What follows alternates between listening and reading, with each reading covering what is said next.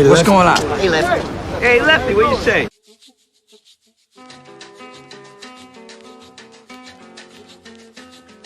Welcome to the first edition of the Lucky Lefty podcast. I am Shaun Davis. You can follow me at SD2Mike on Twitter and Instagram. And of course, besides me is the original Lucky Lefty. We actually are both lefties, but this is the original Lucky Lefty. Former Notre Dame quarterback Malik Zaire. My brother, how you feeling today? Oh, man, it's always good when two lefties get on the podcast, I'll tell you that. No doubt. It's always great being left-handed, whether you're on the football field or on the court, because people aren't used to viewing you or viewing someone that way. Yeah, you always got that advantage, and then on top of that, we just look better in a uniform. I think it's something about left-handers when we got the ball in our hands, when we doing our thing. It's just the entertainment value goes out the roof. So let's get to it. Let's talk about Notre Dame 2021 season. I guess disappointment for most people when you look back at how the season ended. Truncated season. They had an all ACC schedule. They didn't face off against USC, Navy, and some of the traditional opponents that are on the schedule that we'll see back on the schedule this year. I believe this season they face currently ranked the 8th, the 10th, the 12th, and the 15th ranked teams are on the schedule this year. So it's definitely a tougher schedule than they faced last year. But going back to that college football playoff matchup against Alabama, it wasn't so much about the L. And I want to get, for me, it wasn't so much about the L. It was more about how the L came about in that game. Yeah, for me, I mean, like you said, it's not so much about us losing the game, and it's how we do it. And, you know, similar to 2012 when we played them last time in the championship, it didn't feel like we had a lot of confidence that we were going to win when that second half came on. And it just felt like the gap between the two teams was just so far. You know, when you read through the tweets during halftime, people were saying we shouldn't even have been allowed to be in the playoffs and all type of crazy hate tweets. But, you know, I look at it a lot like how the girls' basketball team was when we kept losing to UConn every year. It took 2 game-winning shots by a current superstar right now in the WNBA to get us over that hump. And it seems to me that we need that same type of superstar clutchness at a certain position to really get us over that same hump. So what position is that? Let's talk about that. What's the position? You know, because I want to – this is going to segue to something you said over the summer that caused a lot of fans, Notre Dame fans, to be upset with you. But what's the one position where Notre Dame needs to take that next step, man, to close the gap on not only Alabama but the likes of Clemson? It's really that quarterback position. I mean, if you think about it, even if you're judging our last season when we played Clemson, the difference was the quarterback. You know, we played Clemson at Notre Dame, but we played the Clemson Tigers with Trevor Lawrence, and we saw how much of a difference that made. So it really comes down to that superstar quarterback. And if you're looking at just the winners of the college football championship, a lot of those are superstar quarterbacks, you know, guys that are starting in the league right now. So it just shows that's what it takes at that level in the college football playoffs to win it. And the teams that have been consistent with those quarterbacks are the teams that are consistently in there. Now the question is, what's good enough, right? Brian Kelly, head coach, I think he's done a wonderful job. The debacle that was the 2016 season, he came back from that, reestablished himself, changed some things, changed the way he coached, changed the way he recruited. Seems like he surrounded himself with better recruiters on his staff because they've done a fantastic job in the last 2 cycles, in my opinion. But moving forward, how does he get this team from being efficient and a constant 10-win team to taking the next step and saying we're contenders every year? Like when we step on the field with Alabama and Clemson, we feel like we're going to win. We don't have to walk on the field and feel like we have to be perfect to stay in the game. That's the way you feel now, right? And that's the thing, is just like, you know, the recruiting and the efficiency of what Coach Kelly's been able to do has been great. You know, we've been spoiled as a fan base to get those 9-10 win seasons, always be in contention for the playoffs and having great recruiting classes. But if you think about it, the biggest gap has always been, at this point, the quarterback position, only because we've done everything else. We Yeah. got top 5 recruiting classes. We've beaten the people we needed to get into the playoffs consistently. We've made appearances in those playoffs consistently. So it's a glaring issue for us because I know Coach Kelly wants to get that chip, but you got to turn over that offense to the quarterback, and he's got to be a superstar. I mean, it's hard when you're facing Trevor Lawrence and you're facing Justin Fields and you're playing Mac Jones and you're playing Trevor Lawrence again in the playoffs. So it's not like we've been losing to any cupcake teams when it came down to it. But our seasons have been built off of those one game make or break your season anyway, whether it be Georgia from 2 years ago, the Miami game that got us a good spot in the playoffs. But this year is no different. We got the right teams on the schedule to make it, the right teams to be impressive. But I think at this point it's almost unimpressive for us to get those 9-10 wins. It's about what that last couple of games look like. So bring clarity. So we talked about, and we teased it a little bit. Over the season, we were having a conversation on Twitter. Myself, you, a couple of other people from Notre Dame publications, and we were talking about Tyler Buckner, who is the freshman quarterback that battled for the starting position. Ultimately, Jack Cohn will be the starter for Notre Dame at that quarterback position.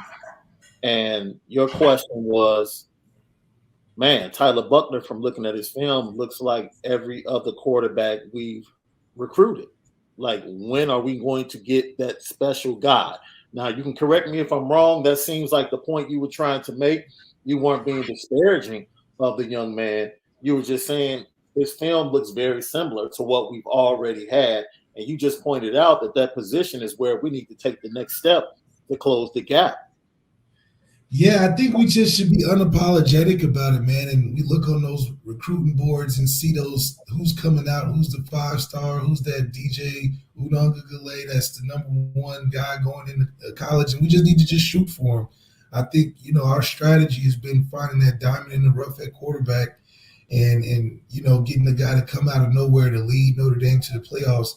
I think that's just more of a fantasy at this point, and I think we took some right steps. Actually, it was about the Steve Angeli kid that we just got, not Tyler Buckner. I actually think Tyler Buckner is the difference maker. It's just he looks different at the position, something that we haven't had since I was around. And I think it's just important that if we're invested in our quarterbacks like we should be to get over that hump, we should look at how the other teams have done it. I mean, Clemson and what they've done with DJ, and even with having a #1 pick in Trevor, they were still able to find DJ enough time to prepare him, even as a true freshman. And he gave us 42 points at home, So and that's holding him to 28 yards on the ground.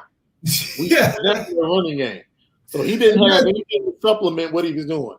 And that's a true freshman. And it shows what Dabo is doing with those guys in recruiting. And he's being honest. He's like, hey, you come here, you can play. You see what we're doing. And he's been growing those guys. And now DJ's a dang near Heisman contender going into his sophomore season. So I think that's something similar that maybe we should invest in, and building a guy that can be ingrained in the system like Ian was for a couple years. But I think Tyler has enough of everything that you want to really, be explosive. I think that position needs to be more explosive and more playmaking. I think Ian did a good job, but I mean, if you look at Ian's numbers, it didn't supplement the magnitude of how good he was really was for that team. And getting 30 plus wins isn't easy to do at Notre Dame. Man, you can say that again. It's impossible to win that many games and not be considered a success. That's right. I mean, we can pick at the film. We can talk about him holding on to the ball, not taking the big shots in big games to get chunk yards and trying to dink and dunk down the field. But at the end of the day, the kid was a winner. The comeback, that drive to tie things up against Clemson and eventually to win in double overtime just cemented, who he was at the University of Notre Dame. And he's always going to be remembered as a winner. And he's going to be beloved by the fan base. Yeah, he's especially loved by the fan base. I think Ian is probably the perfect mold / fit for what a Notre Dame envisions their quarterback to kind of be. Not necessarily the most talented person on offense, but he's the one that they look to get it done. I think that mold is what Notre Dame's really been built off of this whole time from the quarterback position. And at this point in age, it might have to be updated a little bit to be more of an aggressive role because, even Ian's situation, it went from, don't lose the game when he first started to, you got to win us games. And he did that against Clemson in his senior year. And he was impressive. But, when he was playing those Clemson Tigers, it was a little bit different of an outing. Yo, let me set this up for you. Have a little fun with you, right? If Malik Zaire, I want you to see yourself out in LA. Nice one of the nice little spots, and in walks Deshaun Watson, and you guys get a chance to share pleasantries and greet one another. And you start off the sentence by saying, if I had played in that game, fill in the blanks. Yeah, careers would be different, man. Careers would be different. I mean, I think I really wanted that matchup with Deshaun week 4, that 2015 season. I mean, I was really, really looking forward to that game. And, that game right there changed a lot in history for both, I think both programs. They won that game and ended up going and playing against Alabama in their first time in a national championship. But, an extra point difference, if I played a difference, that could be us because we, at that same point in the season, if we win that game, we're playing Stanford for that 2 points that we lost to. We might win that one. We could be the team playing Alabama in that first championship. And it'll probably change a lot, for the course of how Clemson has been since then and what Deshaun's been able to do for that organization, that program from that first year and on. I mean, it's history in the making right there. And you can't take away what he's been able to accomplish from there. But I know that week 4 game would be it's a point in history for sure in college football. Yo, and I think kudos needs to go out to that team for what they were able to accomplish. I mean, to lose your quarterback, to lose your running back, and still, have a guy switch from wide receiver and become the number 1 running back and go into South Carolina and battle that team, like you said, to the brink of being able to overcome them and come back. That storm had to be crazy. Because it looked crazy. It was raining sideways and it was muddy, and I mean it was everything that you couldn't make it up for a movie. Let's put it like that. Like the real life was way better than what you could put in for a movie just from the scenery. I mean, the fans, it was like a regular night game for the fans. They didn't act like they minded the rain. I mean, just the intensity and just everything that went into it. And I wasn't even playing, but the emotions from the game was so high. Both teams were at that point trending upwards, and the sky was the limit for both of us. And they came out with the victory, but it was one of those Notre Dame games that why people love Notre Dame so much, because we always gonna make it look good to the end for sure. Win or lose. All right, so let's get into this season, and I want to talk about, as I said before, the schedule is a lot more daunting than it was last year when Notre Dame played a strictly ACC schedule. Based upon the current rankings right now, Notre Dame has the number 8th, 10th, 12th, and 15th team on the schedule. They start off down in Tallahassee on Sunday night prime time against the Florida State Seminoles, a Seminole program that is trying to recover. Offensively, they put up some points the last time they came to South Bend and surprised Notre Dame. Notre Dame was able to pull away in the second half. But they're very thin on the offensive line. Former Irish offensive lineman Dylan Gibbons starts on the inside for them. The return of McKenzie to quarterback is a great story. But at this point, reports out of Tallahassee is that his knee might not be holding up. And we don't know how much Mackenzie Milton is even going to play against Notre Dame. Right. So right. Travis might end up starting at the quarterback position in this matchup. And he was successful with some RPOs against Notre Dame the last time he faced them. So how do you see this first game playing out? and then we'll get into the rest of the schedule. Well, the first game for us, it always is something that's frustrating to watch because you would feel like we leave so much more on the field in that first game, where it'll be a 7-10 game. We're like, at halftime, we probably missed a couple and, just getting off to a slow start. So hopefully with Tommy being able to get full reign of that offense, calling it this year, we can have better starts. I really like the way we started in Clemson in the playoffs last year where he was calling the full game, and I know he'll have a good opening coming out for this team, especially from Florida State. And truthfully, I mean, I think Marcus Freeman and what he's been able to do to rally those guys around him, especially filling in for the absence of Coach Lee. What a great pick by Coach Kelly to get him in there, and especially like the modern day recruiter. I mean, he's the hottest ticket on the defensive market right now. For us to get him and how he's impacted recruiting, I think the defensive, which has been the strong point for us in these consistent years of 10-win seasons, is gonna show out, especially in this first game. Kyle Hamilton will lead that charge, so it's really not up to us. I think the defense will put us in good standing in the first game. I think it'll be trying to figure out our offensive identity early on and see who our playmakers are going to be outside of Kyron. I think Kyron, obviously, we're going to lean on him heavily, but we got some receivers that can make a showing, that can take the top off the defense, that I think we'll have to see if we can get that off to kind of define that run play action. I think that will be this year. It's so amazing that you brought up Tommy Reeves. And I think both of these coordinators, Tommy Reeves and also Marcus Freeman, will have a chance to really highlight what their plan for their units will be going into this season. I'm interested in seeing if Tommy Reeves can take this offense from being an efficient offense to an explosive offense. You talked about the weapons that are there on the outside for Jack Cohn. People forget Jack Cohn led Wisconsin to a Big Ten championship berth, and then came back in 2019 before he surrendered the job to Graham Mertz, who's the starter now. So, when they go into Soldier Field to face the Badgers in a couple of weeks, that'll be the Jack Cohn revenge game, and we'll have that extra chip on our shoulder when we face the Badgers. But it's amazing when I look at this game. I really want to see 2 or 3 big plays. One of the guys I'm looking forward to seeing is Kevin Austin coming back from injury. Reports out of camp is that he has been amazing and has caught every ball, every 50-50 ball against every DB. He's gone against double coverages and made plays. We already know what Michael Mayer is going to give us. Yeah. Like he was a stud all season. The way they used him in that championship game against Clemson, especially early on for the first 3 drives, we just couldn't get the touchdowns.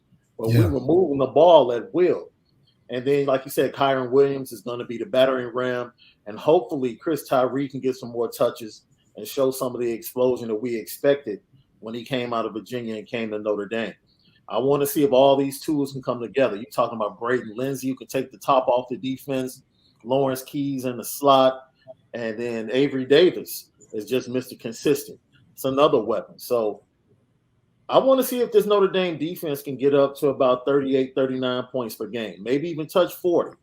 Especially we got 100%. We got the offensive talent for it. I mean, Michael Mayer, I think Tommy Reeves is right.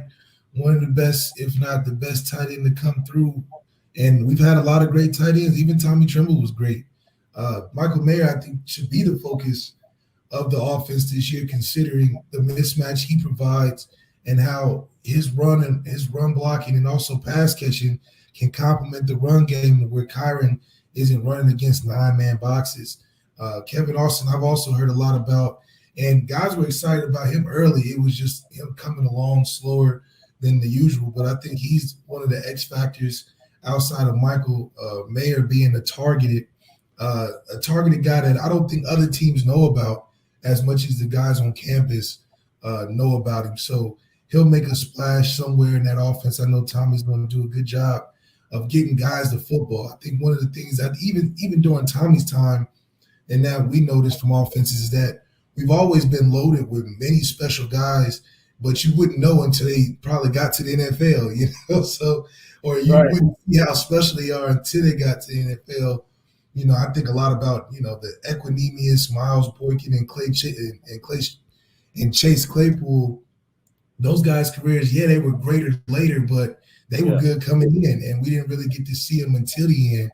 But I think Tommy being able to be creative in the things he does and the knowledge he has on offense, well, you'll see a lot more guys, and we'll be like, wow, we really do got some Alabama type, Clemson type players that can be impactful in each and every game. So hopefully he'll open that up and give Jack the ability to be the game manager. I think that he will be, but I think he's good at what he does. You know, it's not easy taking a team to the Big Ten championship, but we do know Big Ten quarterbacks are great at sustaining offenses throughout games. So mix that with the talent we got. I think Tommy has a lot at his fingertips to be able to put up more than the average of 21 points we usually have a game. The biggest question mark, of course, has to be along the offensive line. They lost a lot to the NFL, and we come back, and all of a sudden, in the middle of camp, we hear about this uber talented, huge, monstrous freshman named Blake Fisher that is just like catching everybody's eye. And we start hearing that he's going to start at left tackle. And it's like, man, you're going to start a freshman at left tackle? But that seems to be the case. And Brian Kelly and Tommy Reeves and everybody else seems to think that he's ready to go. And they predict that this kid is going to be special. But just talk about the offensive line after losing Liam Eichenberg and the rest of the crew that went on and graduated or went to the NFL. To have Patterson, who is the veteran and is one of the best centers in all of college football, to have him as the anchor of that offensive line, but then to have other parts around him that don't have a lot of game experience. What do you expect from that unit? Do you expect them to become more cohesive midway through the season, or do you think they'll be raring to go from game one? I think we'll have a couple bumps, but when you have a center that special that we have, I mean, that's probably the most important part outside your left tackle, which is very talented with Fisher. I think being in the grateful position I was having Quentin Nelson and Ronnie and Mike McGlinchey and Nick Martin in front of me, they set a strong precedent from Coach Heaston that's lasted, all the way to Liam Eichenberg. I remember I was there. He was a true freshman, and he was, big-eyed, head spinning with all the talent we had then, and he was able to continue that success and to be in the top pick like he was. So yeah. I think just the tradition of the linemen at Notre Dame with us having one of the best centers in the country and then us having one of the best left tackle prospects as a freshman, I think everything in between will figure itself out. That's probably the most mature group usually on the team for Notre Dame every year is our offensive line. Even if they are young and freshmen, they stick really close together. I think the culture has been strong there in that sense, and it's been a big engine to what we've been able to do in terms of being consistent to win 9 and 10 games. It's got to start up front with that offensive line, and with those guys being fresh and led by a superstar center that we have, I'm not too worried about it. And then you got a veteran quarterback that can help handle the leaks and some of the things that he'll point out to those young guys. I think that up front crew will be all right. What do you think a veteran like Jack Cohn is saying to his young left tackle the first time they go into the huddle down in Tallahassee on Sunday night? Like, does he just leave him alone and just let him play, or does he give him some affirmation and smack him on the helmet and say, hey, let's go? Man, as a fifth-year guy, I mean, there's a lot of game experience clearly between a fifth-year guy and a first game starting left tackle. So there's probably going to be some trust to develop throughout the game. But, if he's starting as a left tackle at Notre Dame, I'm sure there's a certain amount of confidence that Jack is going into the game with. I think he feels he'll be able to handle at least what Florida State is bringing. I don't think Florida State has a number one defense in like a Chase Young or nothing. So it'll be a challenge in the beginning, but I think they'll do a lot in the run game starting out early on to kind of get his feet under him before they start letting him just take on one-on-one pass rushes. But like I said, Notre Dame's so talented, he'll be the third or fourth piece in the story along with all the other superstars we have in the run game with Kyron and Chris Tyree. And then you go out and with Kevin Austin and Michael Mayer and what Jack's going to be able to put together. There's a lot of storylines on that offense. So I think Fisher's going to be a big piece of it, but it's going to fail in comparison to all the other things going on, especially in that first game.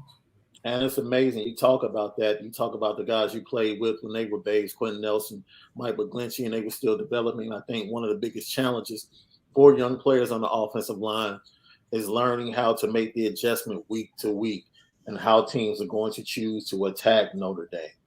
First week, Florida State, they don't have a lot of depth. They have talent, but you can wear them down. And can you stay consistent? Can you keep running the ball even if you're not getting the 4 to 5 yards you want in the first quarter?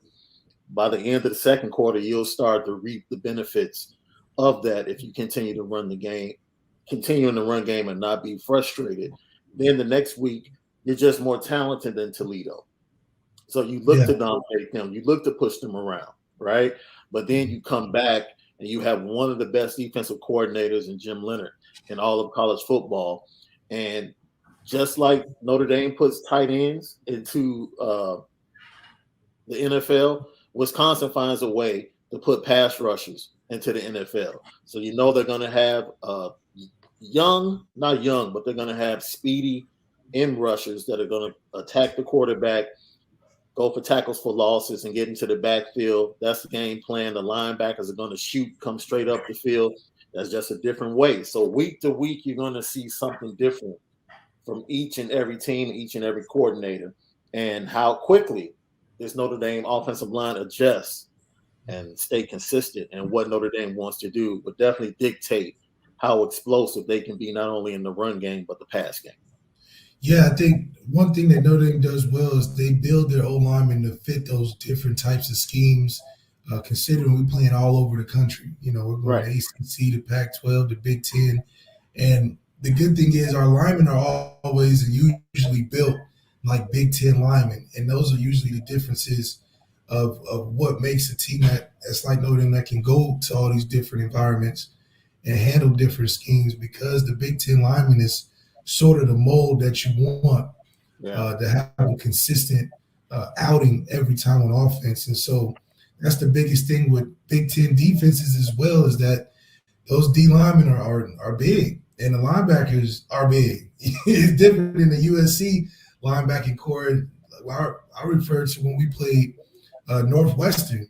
Northwestern's D ends and linebackers are almost the same size. I mean, they were big suckers in the middle. So that's the style that you get up there in the Big Ten. You got heavy run, you got double tight ends, so that we'll be able to accommodate for the size of what Wisconsin will bring with those pass rushers, because I know we'll have a little bit of size on us, but the difference in why I feel like we consistently churn out 9-10 win seasons is that on paper we're just more talented than the other team on paper throughout. And whether it be, as a collective, like Florida State is very talented skill-wise, but I know we have a more skilled offensive line. So that, like you said, wearing them down that third or fourth quarter is going to be an advantage for us. Even when we talk about Wisconsin, we have better skilled players in Wisconsin. So that comes in when you talk about offensive coordinator, with Tommy Reeves being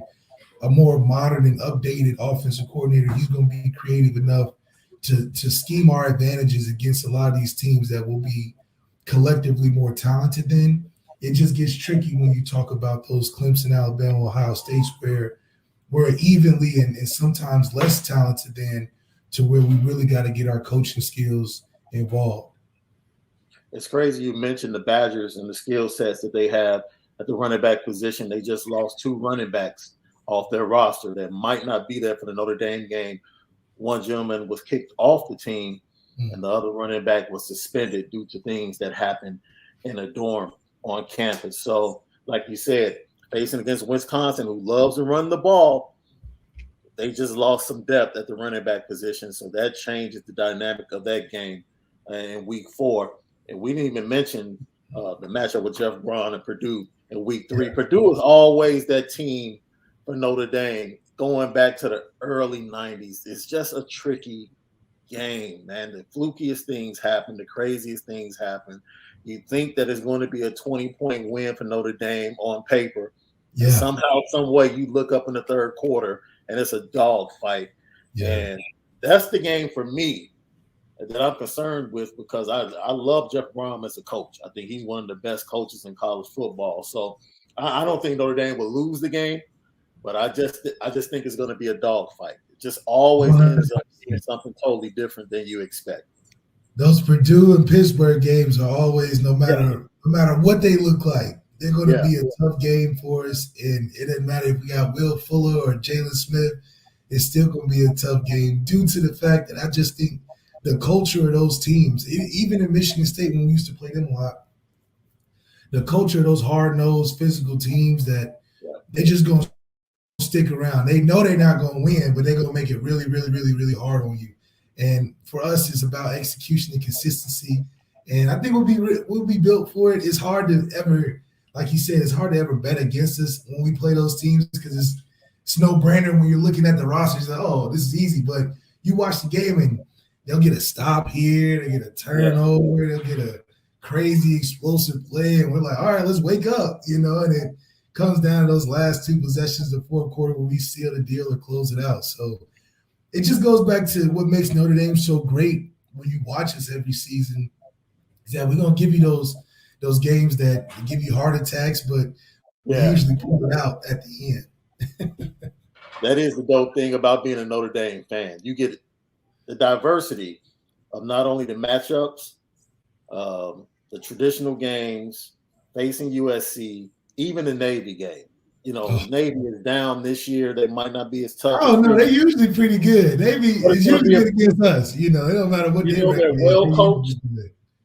They're well coached, and they're going to play hard, especially against Notre Dame. Yeah, that's right. For me, that's the game where I'm like, dude, I know we're going to win. I just want to be healthy at the end of this game. That's it. Man. And as I hope we get the ball enough. When you play a team like Navy, it sucks to watch because those 3rd and 3, 3rd and 4s is a first down automatically. There's just nothing you can really do to stop it because they're just gonna run that guy right in the middle. He's in the Army and Navy, so they to the last second, the last whistle all the time. So they're gonna drive a little extra, fall forward. And it just extends drives and make the game not only boring, but it's challenging because you got to be very technical and precise. And they don't give up. The Army boys may be smaller, but they'll fight you like they're 6'9". All right, so I'm going to counter what you said about the quarterback position being the one position that could close the gap. I'm going to counter that. Okay. What we got? I think it's the lockdown corner. That's what it is for me. We ain't never had one of those. I need that lockdown corner at Notre Dame, that Deion Sanders type. I need it. I like Kyle Hamilton in that position. I think he may not be specific corner, but Kyle Hamilton can hold down that secondary force in a big way. But you're right. We haven't had a staple type of corner in a while. I don't even remember the last one we've had. In that, I mean, Julian Love was great. I don't know if Julian was like your prototypical lockdown corner. He was great off the ball, very instinctive. We don't have a guy that can shut off half the field just yet. That can just say we're not getting completions on this end. Wow. But that would be. I agree. That's a game changer for us, though, because in terms of what beat us against Clemson in the playoffs. I mean, it was night and day. It's like the receivers then found new legs against our DBs or something because some of those touchdowns we were nowhere to be found, And I think having that 5-star corner with Marcus Freeman would definitely change the game. Yo, Bobby, we might start. We have to go all the way back to like Bobby Taylor and dude, that's never been our forte for some reason. I mean. When Lou Holtz first got there, there was a run. You got Todd Light, then you went to Bobby Taylor, and then you went to Tom Carter. Yeah, Tom Carter. But they were all first-round draft picks and lockdown corners at Notre Dame. But after that, the pickings were real slim. It just hasn't been important to us, it feels like. I mean. Well, from the reports, Cam Hart could be that dude. Cam Hart could be that dude.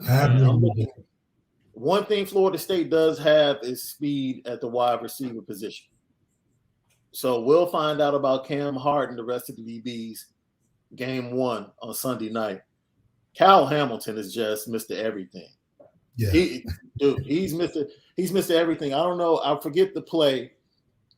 They ran play action. Alabama in the semifinals. They ran play action away from the field, and then they tried to throw back to the field, and Kyle almost picked it.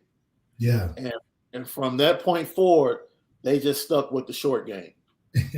They didn't challenge Kyle anymore that game because I think they were like, oh, okay, they do have somebody that's on our level. Yeah, they got somebody that's back there. Yeah. They kind of shied away from that. So you're right. He's a difference maker. Houston Griffith coming back, that'll be huge. Yeah. I think I just think the scheme, I think our front seven has been so efficient from a stopping the run, pressuring the quarterback enough to where our DBs have really just been playing the safety net for our team the last couple of years. So I would really love to see what Marcus Freeman can do with these safeties, playing them in the box, getting them more involved just to allow Kyle to be the playmaker first rounder that he is. It's very similar to how we churn out those top tier talents like your Jeremiah Owusu's, your Jalen Smiths, Kyle Hamilton's following right along with that. Just freaky athleticism, but that's what's been holding us down for getting us through those tough games where we're going to be playing North Carolina this year. That's my game that I'm a little worried about just due to the magnitude of their quarterback and what he's able to do. So I think the challenges present themselves, but Coach Kelly's got the right pieces in place to stand up to them. You know what? Let's go today because I don't know, man. Left, I don't know who I'm worried about on this schedule. Like, I'm not totally confident, but I'm looking and I'm like, North Carolina, of course, they have a Heisman candidate at quarterback, but they're trying to replace 4,300 yards of offense that went to the league. Yeah, 2 running backs. From 2 running backs and 2 wide receivers. Yeah. So, that's a lot to replace. I know Mac has done a great job of recruiting and getting that program, back to where they were before he left and went to Texas. But Sam Howell really doesn't. We handled him last year, and I think Marcus Freeman will kind of take that blueprint and do the same thing this year. Yeah, the one thing Sam. Go ahead. You know who scares me? I'm gonna be honest. I'm gonna tell you who scares me because of the way he played the last time he was in Notre Dame Stadium. Who was that? Keaton Slovis. When he was a freshman, he played very well in that game. Yeah, Notre Dame jumped out to a big lead, and you thought that freshman would wilt. And I think he brought USC back to within a touchdown before Notre Dame put the game away. And that shows me his toughness. USC is always going to have talent, at the skill positions and speed at the skill positions. So I think that's a game where we're going to have to put up points. It's whoever our California game is. It's just been unlucky for us. Whether it's been dating back to 2014, anytime we went out to California, that late trip has always been kind of a disaster for us at the wrong time. You get USC at home this year, and then that last trip, that game you talk about is Stanford. Right around the holiday. So, and Stanford has found a way to upset them. They found a way. Even when they weren't that good, they found a way. Upset a lot of seasons. Upset a lot of seasons for Notre Dame. You're right. So the game for you. So you're comfortable with that Wisconsin-Cincinnati, week 4 and 5. That's a tough matchup. It's the juju that we have having a coach over there and having the other team's quarterback. I think that just mentally gives us an advantage where I feel better about going into it. And Cincinnati's playing at our place. So, it'll be good to see what Coach Denbrock, if they still got him over there at offense coordinator, see what he does versus Coach Kelly and Marcus Freeman. He was just with him. So I know that the scheme they're going to know a little bit more of, but the difference is now we got better players running the scheme. So Desmond Ridder, I think he's good for what he's been able to put together, but I think it'll present a challenge for him that at Notre Dame, it'll be a little different for him. If it was at Cincinnati, he might have a little bit more success, but we got his defensive coordinator, so I know if anybody knows Desmond Ridder, it's Marcus Freeman is their defensive coordinator. So I feel good about the Cincinnati game, and then I just know that in that Wisconsin game, Jack's going to be fired up. I mean, he should be. I felt a little bit fired up when I had the opportunity to possibly go to North Carolina the year we were going to play Notre Dame, and just having that playing your old team kind of spirit. I know what that will feel like. So I know he's going to go in there guns blazing and hopefully have a better turnout with it. Well, Marcus Freeman wants this front seven to make more plays. He said that when he first got here. That means getting into the backfield, more tackles for loss, more sacks. We've been used to having good edge rushers, but I expect the linebackers to be more involved when it comes to putting pressure on the quarterback or Marcus Freeman. We'll see this, because he wants his DBs to be able to play man-to-man. Oh, shoot. That's been our kryptonite. That's a tall order right there for us to be playing man. When he was at Cincinnati, not only was he able to identify those type of guys that can play man-to-man, he was able to recruit them to Cincinnati. And you start to see what he's been able to do for the 2022 recruiting class. The DBs he's getting, he's going to get those 4 and 5 stars. He's identified them that can come in, and hopefully in the next 2 years, we'll start to see the fruition of that on the field, where we have DBs that might end up being first-round picks. But as of this year, as we said before, Cam Hart is that guy that we're going to lean on. We hope Tariq Bracy can return to his form of his freshman year. And the front seven is going to be beefy. The front seven is going to be beefy. I love our front seven. I love the length we have. I love some of the experience we got. Our linebacking core it flies around. That's one thing that popped out to me, is that those guys fly around, especially in the playoffs. Even though we wasn't necessarily bringing the guy down, the linebackers were there. You know, and with another year of experience, I just think they're going to fit so well into the system, and especially with Marcus Freeman being more aggressive. Hopefully we get more sacks. That's one of the two kryptonites of our defenses, that we have been great at man and getting producing a good amount of sacks to change the game for us. We're good at stopping people, getting people off the field, but being a turnover defense is something that I think the fans would be excited to see. We can get picks and sacks and turnovers defensively, because I know offensively we've been able to stall a couple years and putting up a limited amount of points. So hopefully we can score more on the defense end as well. Yeah, losing Maris Lufau at the linebacker position is a huge loss. Tough. Kid was a playmaker. J.D. Pertran is probably going to replace him in the starting lineup. Like he said, he wants to play all 6, 7 linebackers he has. So even though they lost Lufau, it wasn't like he was going to be out there for 70, 80 snaps. Yeah, that's 20 plays right there. Right. So they should bowl well. All right. Let's go ahead and get your prediction, man, for the season. What are you looking at as far as wins? Oh, man, I got us. Was it 12-game season, right? 12-game season. I got us at 9-3 modestly. I don't think we'll make the playoffs, so I got to find enough losses in that schedule to suffice. I think there's a lot of good teams this year that are better than last year, that may have taken a step over. It's like Oklahoma. I think Oklahoma is taking a step over this year. I think LSU will be good next year, just because their defense, a lot of defensive guys coming back. But I'll give us 3 losses. I'm not quite sure which 3, because I think one will be a surprise.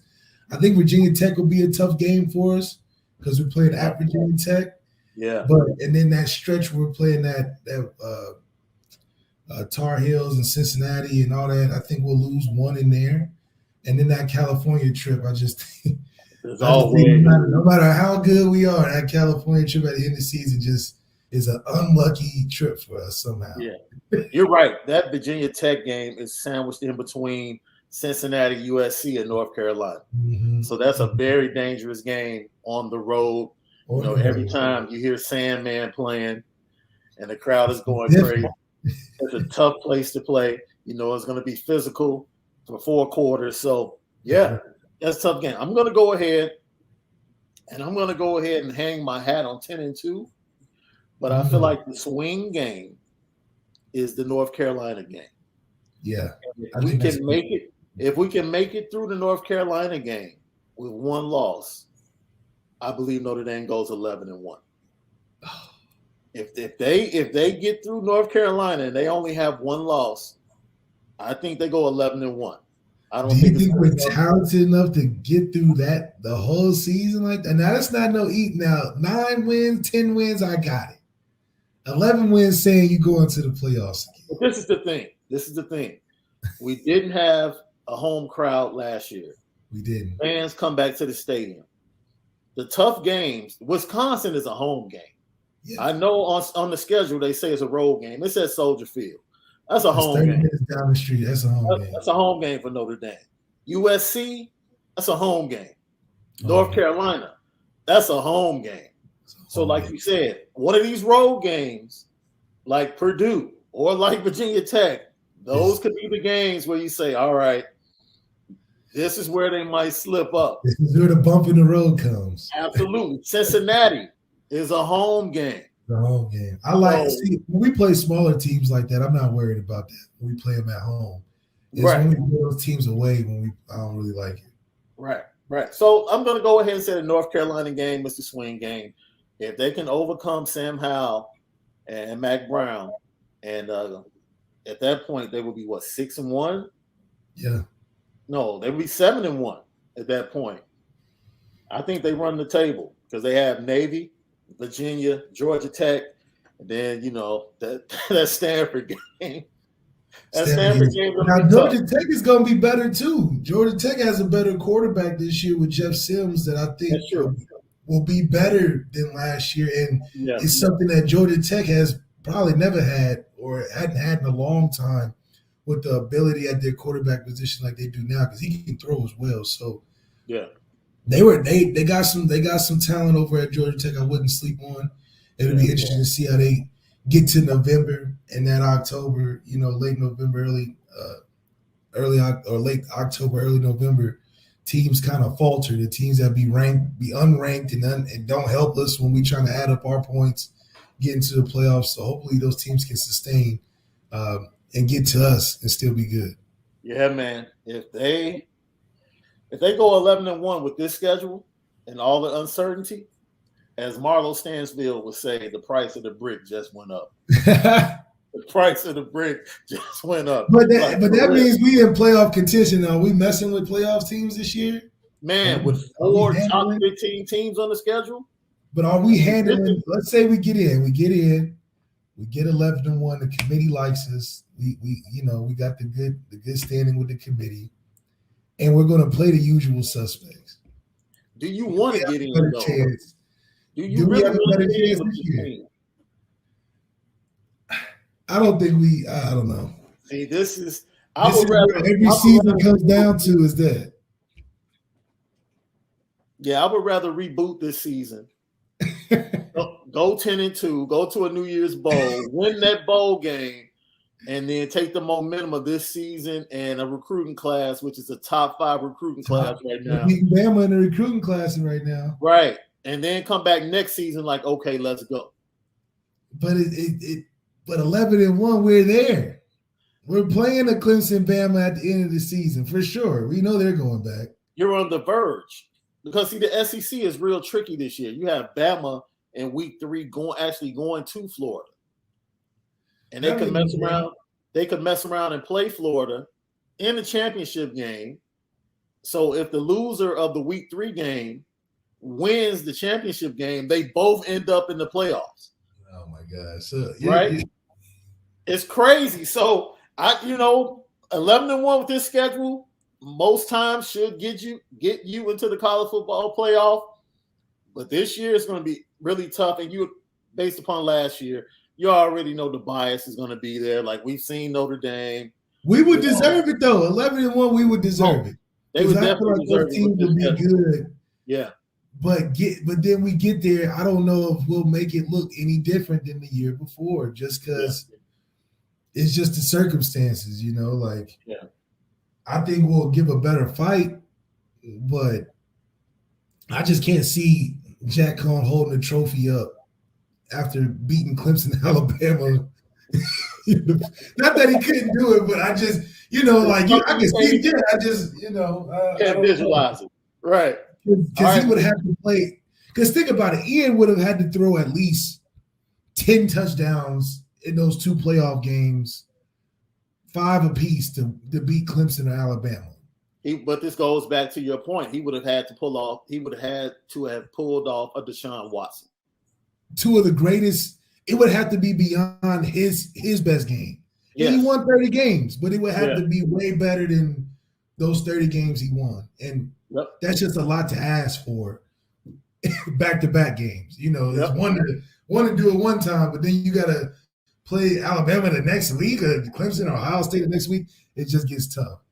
All right, when we come back on the Lucky Lefty podcast, we'll get into the rest of the college football landscape, talk about the usual suspects and our dark horse teams, and I'm going to ask Malik who would have been his sponsor if the NIL had existed during his time at Notre Dame. We'll be right back. Lucky Lefty podcast.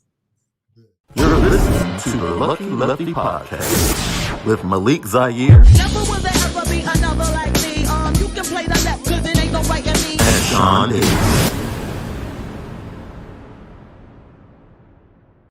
Welcome back. It's the Lucky Lefty podcast with myself, Shaun Davis, and the greatest lefty of all, Malik Zaire, Notre Dame's own former Notre Dame quarterback. We are here. We just talked about and previewed the Notre Dame football season, and now we're about to get into the college football landscape nationwide. It's the usual suspect when it comes to the rankings. You have Alabama, you have Oklahoma, you have Clemson, you have some dark horses in there like Iowa State, Cincinnati. But for the most part, Notre Dame comes in at number 9. But for the most part, it is the usual suspects. I want to talk to you about college football, the landscape changing in a lot of ways, and we'll get to that shortly. But how does Clemson and Alabama continue to be at the head of the class?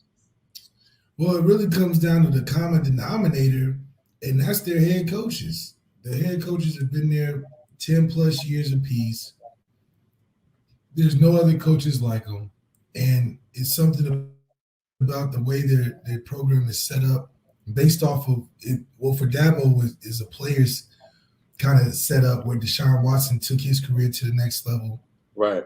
On Saban's side, the ultimate coach, the traditional coach, his program is second to none in the way he runs it and how he's able to keep that strong grip on just the control and have his hand in everything, more Belichick-like. Dabo's the ultimate player coach, so there's only 2 types of coaches, the traditional coach, and then you got your players type of coach, and the spots are both filled. So there's no secret as to why they're both there consistently every year. And it's been, 10 years plus for both of them. And until somebody takes one of those 2 spots, it's going to be hard to beat them out each and every year. If you look at the top 10, the one thing you see is great coaching. You look at the head coaches and all of those teams that are in the top 10, and you say to yourself, that's a darn good coach. And I see why the sexy dark horse pick for a lot of people is Iowa State, because Matt Campbell has pretty much been rumored for every top job the last 3 seasons based upon what he's established there with the Cyclones. But is there anybody else outside of Cincinnati and Iowa State, maybe in the range of 11 to 20, that you think, okay, this is the team to watch? Like, we know you have Oklahoma, you have Spencer Rattler, you have Lincoln Riley, you have all the knowns with the top 4 or 5 teams. But there's a team around number 13, 14, 15 that if you don't watch out, they might end up in the college football playoffs. Man, it's so hard to tell, man. I think because a lot of those teams that have great seasons, when you look at making the playoffs, it almost fits a certain requirement. Is your coach top 5? Right. Do you got a top 5 quarterback? Bingo. Do you got players that are entertaining that aren't main positions? Do you have a all-star corner, or do you have a superstar DN? There's so many different requirements that you got to feel. It almost feels like that even those teams that have those Coastal Carolina seasons where they're going undefeated, it just, in terms of making the playoffs, are you going to be competitive against those teams that are there every year? It's just a battle of recruiting, and it's hard to see on paper too many teams compete when it comes down to it. I think Oklahoma is the closest to it because of the quarterback situation. I think Spencer is, in my opinion, the number 1 guy for the Heisman. I think he gives his team the best chance to be competitive against those Clemsons and Alabamas because he can survive the whole game. And so I like what Iowa State is doing. Brock Purdy, I think Brock Purdy is a good quarterback. He's out of Arizona too. I know Spencer knows him pretty well. But is Brock, I put Brock in the same category as Jack. They're great quarterbacks for the team and probably can rattle off a lot of wins, but can you see him holding the trophy up over Alabama and Clemson? Yeah. That's the question is. Well, we'll find out about I said that range was like what, 11 to 15? 15, yeah. So Oregon is 11, Wisconsin is 12, and Florida is 13. Now, I stopped right there because Miami is 14 and they play Alabama game 1. So they'll drop. They'll drop and they'll come back up towards the 15 at the end of the year. Yeah. Hey, Pierre King got his image and likeness money. Yo, he's you're good. He's gonna be making a lot more business decisions. Right. But I'm very interested because Oregon has, in my opinion, Ryan Day. Once again, you said if you're a top 5 team, top 5 coach, quarterback. CJ Stroud, not a lot of game experience, but he's coached up by Ryan Day. More than likely, if you follow the trend, he's going to be pretty good. Man, you don't know. Me and you can both play right now and be really good for Ohio State. Oh, man, facts. So Oregon comes to town. That's going to be a great matchup when Oregon comes to Columbus and they invade the Horseshoe. Oregon has a really good team. They return a lot of talent. Thibodeau is a game wrecker on defense. He is. So that's Anthony Brown. I do like Anthony Brown at Oregon, the quarterback, the Boston College transfer. From Boston College. Yeah. I think it'll be a good matchup. But the thing about Ohio State and when they played, even when you look back when they played Mariota for the championship, the thing that made the difference was them wearing on them towards the end. I mean, Ohio State is probably going to be way bigger than Oregon. Yeah. Oregon's going to have fast, skilled guys, but so is Ohio State. The style of offense for Oregon, they'll get some stuff off, but Ohio State don't really change their defense. They're going to run that quarters, and they're going to lock up on the outside, and they're going to play that run. And so it's going to be a long day if you just want to be one-dimensional versus Ohio State. And now those freshmen and sophomores on the back end for Ohio State are now sophomores and juniors. So that defensive backfield is even tougher this year if you go into Columbus. We talked about Wisconsin. They have the big matchup. They play Penn State game 1 out the door, which is a tough matchup. And then they end up at Soldier Field to face Notre Dame, which is another tough matchup. Wisconsin usually plays well in the Big Ten. They had a tough season last year. COVID hit them. Graham Mertz, who came on the scene, throwing 5 touchdowns against Illinois in his first start as a starter. We'll see what he has. We'll see if he can take the next step. He unseated Jack Cohn. And like you said, that's going to be a revenge game when he faces off against Notre Dame and faces off against Jack Cohn. Can Wisconsin be a team that comes out of the Big Ten and surprises Ohio State? Not really. But this is the team I really like. Okay, this is the team I like. I really like Wisconsin. Oh, or you got a different team other than Wisconsin. I have a different team. I really like what I see Florida. offensively from Dan Mullen. Yep, at Florida, yeah. Jones may not be the same anticipatory quarterback that he had last year, but he's more explosive, and his feet will be a problem for Alabama when they